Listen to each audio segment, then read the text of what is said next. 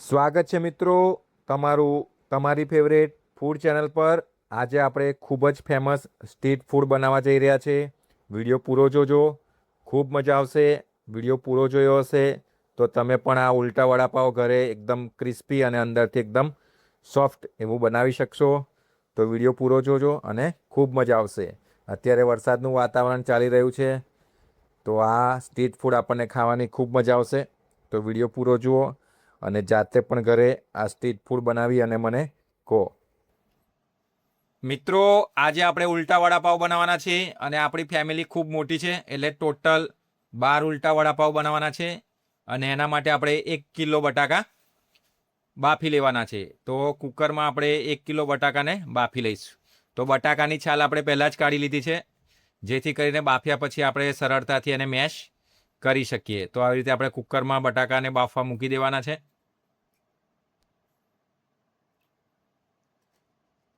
તો હવે આપણે એમાં અડધી ચમચી મીઠું ઉમેરી લઈશું જેથી આપણા બટાકા સરળતાથી વહેલા બફાઈ જાય। હવે આપણે કુકરને બંધ કરી એની 4 થી 5 સીટી વગાડી લઈશું। મિત્રો, આપણા બટાકા બફાય ત્યાં સુધી આપણે ચટણી બનાવી લેવાની છે જે આપણે વડાપાવમાં ખાતા હોઈએ। એના માટે આવી રીતે કઢિયું ગરમ કરી લેવાનું અને આવી રીતે 100 ગ્રામ જેટલા સિંગદાણા એમાં ઉમેરી એને પહેલાં શેકી લેવાના।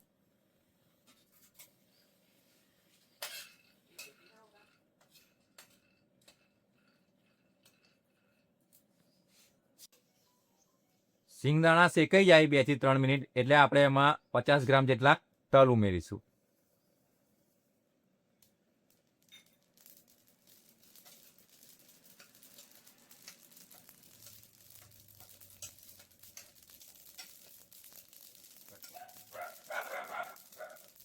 તો મિત્રો, મિશ્રણ ઠંડુ થાય એટલે આવી રીતે આપણે મિક્સી જારમાં એને ઉમેરી લેવાનું છે।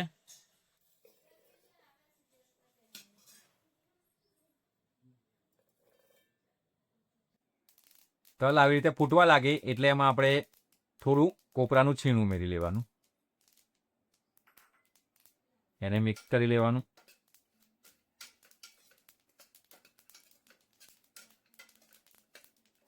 હવે આને ઠંડુ થવા દેવાનું અને પછી આપણે મિક્સી જારમાં એને દળી લેવાનું છે। તો મિત્રો, તલ, સિંગદાણા અને કોપરાનું છીણ બરાબર આવડે આપણે રીતે મિક્સી જારમાં લઈ લીધું છે। હવે એમાં આપણે બીજા મસાલા ઉમેરીશું। તો આપણને જોઈશે અહીંયા કાશ્મીરી લાલ મરચું, કલર સારો આવે એટલે આપણે કાશ્મીરી લાલ મરચું લીધું છે અને એને વધારે લીધું છે, આપણે 2 વાટકી લીધું છે જેથી આપણી ચટણી એકદમ સરસ કલરવાળી અને તીખી પણ આવે। થોડું મીઠું આપણે લીધું છે અડધી ચમચી જેટલું અને સૌથી અગત્યના ઇન્ગ્રેડિયન્ટ એટલે કે આપણી હિંગ એ પણ આપણે અડધી ચમચી જેટલી ઉમેરી લેવાની। હવે આપણે આને પીસી લેવાનું છે એટલે આપણે જે સૂકી ચટણી ખાઈએ છીએ વડાપાવમાં એ બનીને તૈયાર થઈ જાય। તો મિત્રો, વડાપાવની આપણી સૂકી ચટણી બનીને તૈયાર છે। જો આવી પીસી લેવાની, જો છે ને એકદમ ફાઇન। તો આ જ રીતે બનાવતા હોય છે આ સ્ટ્રીટ ફૂડવાળા પણ। તો તમે પણ આવી રીતે વડાપાવની ચટણી બનાવી શકો છો।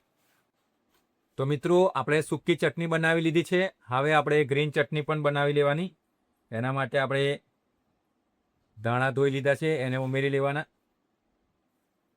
પુદીના, 1 ટુકડો આદુ, 4 નંગ ઓછા તીખા લીલા મરચાં ઉમેરી લેવાના। આપણી ચટણી કાઢી ના પડે એટલા માટે લીંબુનો રસ ઉમેરી લેવાનો।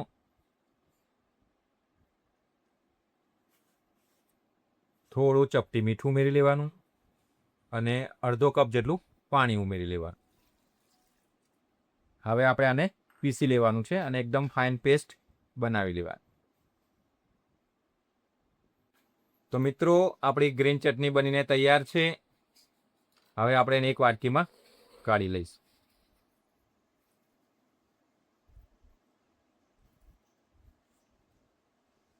તો આપણી ગ્રીન ચટણી પણ બનીને તૈયાર છે। તો જો આવી જાડીના પાતળી આવી કન્સિસ્ટન્સીમાં આપણે બનાવવાની છે। તો મિત્રો 5 સીટી વાગ્યા પછી કુકરને ઠંડુ કરીને આપણે હવે જોઈ લઈશું આપણા બટાકા કેવા થઈ ગયા છે.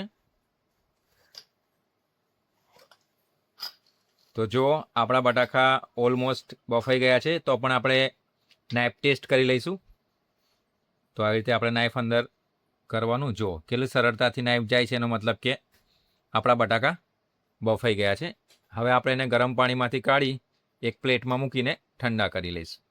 તો મિત્રો કુકરમાંથી બટાકાને કાઢી આપણે બટાકાને ગરમ પાણીમાંથી આપણે ડીશમાં કાઢી અલગ કરી લઈશું, જેથી બટાકા આપણા જલ્દી ઠંડા થઈ જાય. તો હવે આપણે કુકરમાંથી બટાકાને એક પ્લેટમાં ઠંડા કરવા માટે કાઢી લઈશું.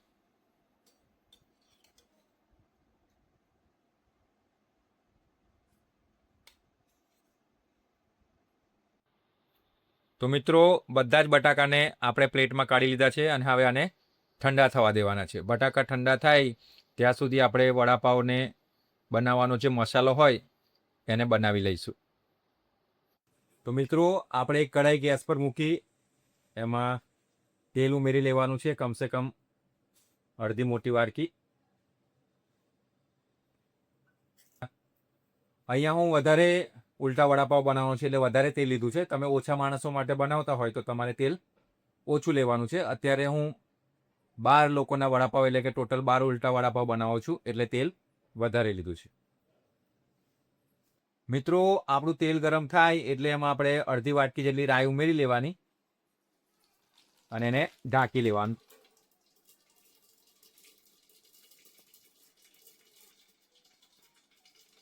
આપણી રાઈ કપડી જાય એટલે આપણે એમાં અડધી વાટકી જીરું ઉમેરી લેવાનું.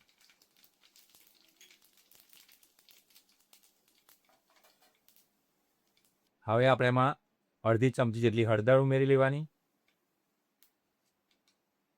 થોડું અડધી ચમચી જેટલું મરચું ઉમેરી લેવાનું,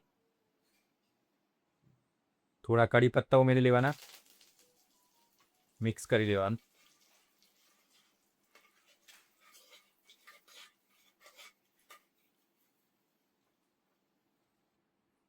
હવે આપણે બાફેલા બટાકા છે ને એને આવી રીતે હાથથી જ ક્રશ કરીને ઉમેરી લેવાના.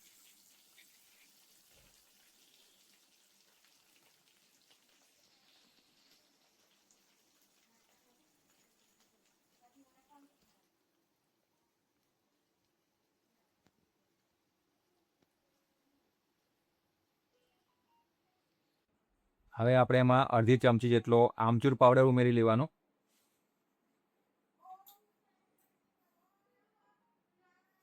સાથે આપણી હિંગ ઉમેરી લેવાની અડધી ચમચી, અને સૌથી અગત્યની, આ બહુ અગત્યનું છે, બધા લોકો આને તેલમાં શેકતા હોય છે, પણ આપણે બટાકા ઉમેર્યા પછી આને ઉમેરવાનું છે. આ છે લસણ, આદુ અને લીલા મરચાંની પેસ્ટ. મોટાભાગે લોકો પહેલાં ઉમેરતા હોય છે, પણ આપણે પાછળથી ઉમેરીશું તો આને એકદમ કાચો ટેસ્ટ બહુ સરસ આવશે. અને હવે આપણે ઉમેરી લેવાના છે ધાણા. હવે આને બરાબર મિક્સ કરી લેવાનું.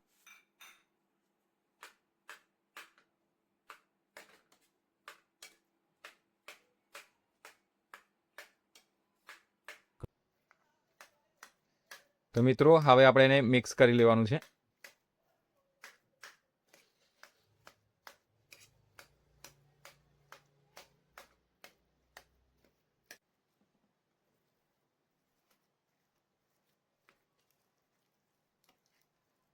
તો માવાને આપણે બરાબર આવી રીતે મિક્સ કરી લેવાનો છે. તો 1 થી 2 મિનિટમાં આપણો માવો એકદમ બનીને તૈયાર થઈ ગયો છે, જો તમે જોઈ શકો છો.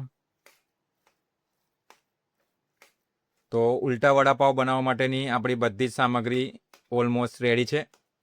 હવે આપણે લાદી પાવ લઈ અને ઉલટા વડાપાવ બનાવી લેવાના છે.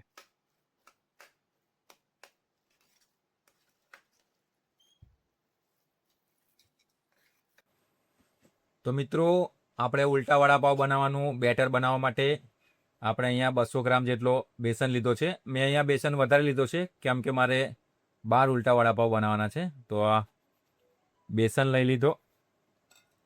હવે આપણે એમાં ઉમેરવાના છે ખાવાના સોડા,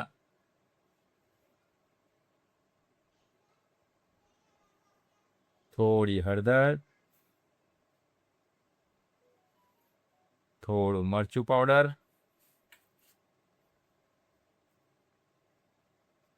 થોડું મીઠું. હવે આપણે પહેલાં આને મિક્સ કરી લેવાનું, પાણી નથી ઉમેરવાનું. પહેલાં આને એમને જ મિક્સ કરી લેવાનું.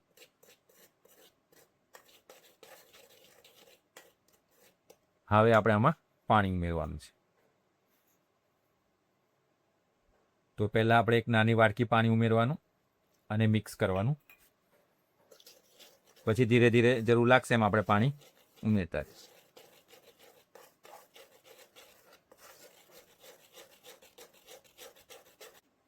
આપણે બીજી પણ એક નાની વાટકી પાણી ઉમેર્યું છે. આમાં પાણી ઓછું લાગ્યું એટલે. હવે આપણે ફરીથી આને મિક્સ કરીશું.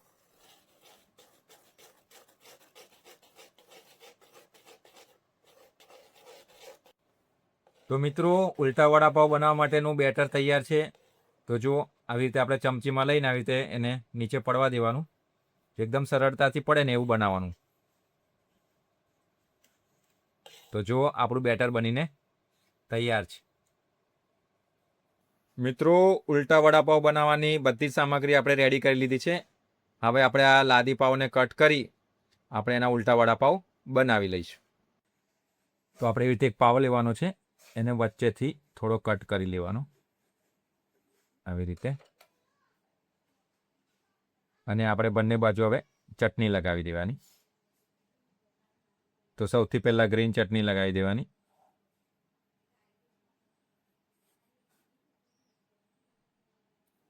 જો બાળકો માટે બનાવતા હોય ને તો આપણે એક બાજુ ગ્રીન ચટણી ને એક બાજુ ટમેટો કેચઅપ કરી લેવાનું. ગ્રીન ચટણી લગાવ્યા પછી આપણે સૂકી ચટણી લગાવી દેવાની બંને બાજુ. હવે આપણે બટાકાનો માવો પણ આમાં ઉમેરી લેવાનો. બંને બાજુ ઉમેરી લેવાનું. હવે આપણે આને બંધ કરી લેવાનું આવી રીતે. તો આવી રીતે આપણે બધા ઉલટા વડાપાવ તૈયાર કરી લેવાના અને પછી એને બેસનમાં કોટ કરી અને તેલમાં તળી લેવાના છે. તો હવે ચાલો આપણે આને તળી લઈશું. તો હવે આપણે આ પાવ જેમાં બધો મસાલો ભર્યો છે એને બેસનથી કોટ કરી લેવાનું આવી રીતે. તો મસાલા ભરેલા પાવને આપણે બરાબર બેસનથી કોટ કરી લેવાનું આવી રીતે. અને આપણે પછી એને ગરમ તેલમાં તળી લેવાનું.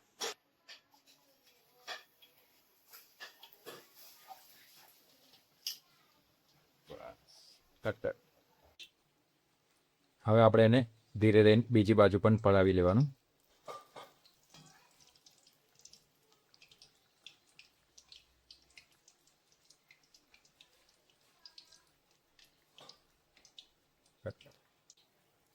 તો મિત્રો, ઉલટા વડાપાવને આપણે 2 થી 3 મિનિટ આવી રીતે તેલમાં તળી લેવાના છે. તો આપણા ઉલટા વડાપાવ બરાબર તેલમાં તળાઈ ગયા છે. હવે આપણે એને કાઢી લઈશું.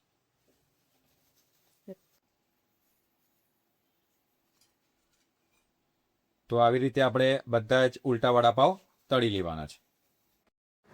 તો મિત્રો, આપણા બધા જ ઉલટા વડાપાવ બનીને તૈયાર છે. તમે જોઈ શકો છો એકદમ બજાર જેવા, ઉપરથી ક્રિસ્પી અને અંદરથી એકદમ સોફ્ટ. તો તમે પણ એકવાર જરૂરથી બનાવજો. અત્યારે વરસાદની સિઝન ચાલી રહી છે અને આવું ફાસ્ટ ફૂડ ખાવાની ખૂબ મજા આવે. તો વિડીયો પૂરો જોયો એના માટે તમારો ખૂબ ખૂબ ધન્યવાદ. અને વિડીયો જોયા પછી તમે પણ એકવાર ચોક્કસથી આ બનાવજો અને મને કોમેન્ટ કરજો કે તમારો વડાપાવ કેવો બન્યો. ફરીથી આપ સૌનો ખૂબ ખૂબ ધન્યવાદ મને સપોર્ટ કરવા માટે, મને લાઈક કરવા માટે અને ચેનલને સપોર્ટ કરવા માટે. ખૂબ ખૂબ ધન્યવાદ.